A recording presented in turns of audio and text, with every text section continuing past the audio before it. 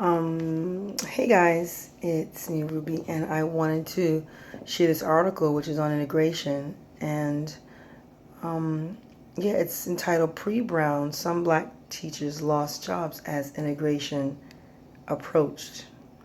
In 1941, after Kansas Supreme Court ruled that Topeka must allow black children to enroll in its white junior high schools, black teachers who had taught those students lost their jobs.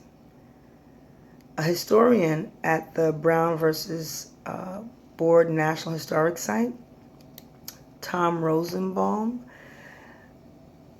8 teachers lost their jobs. The court ruling integrated classrooms but said nothing about allowing African American teachers to work at the newly integrated schools.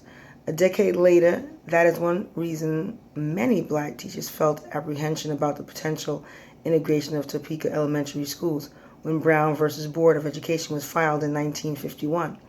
Then in the spring of 1953, Topeka School Board notified some African American teachers in writing that they would lose their jobs if the Supreme Court ruled in favor of integration. So this is a thing that there were black teachers who were teaching in these schools post-integration, and now they're about to lose their jobs if the Supreme Court ruled in favor.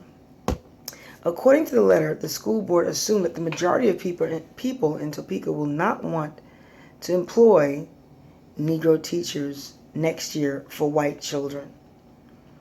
It is necessary for me to notify you now that your services will not be needed, Superintendent Weldon Godwin wrote. According to the letter, Godwin didn't notify all of the African American teachers since the school board anticipated it would still operate some schools for Negro children and would continue to employ some black teachers for that purpose. Later that year, the school board decided it would proceed with integrating the elementaries regardless of the Supreme Court's decision, and in 1954, the Supreme Court found segregation unconstitutional.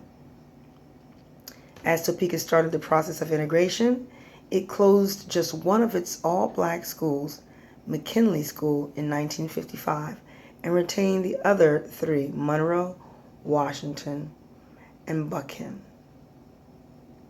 Rosenbaum said he is unsure whether the district fired or forced any black teachers to leave following elementary integration.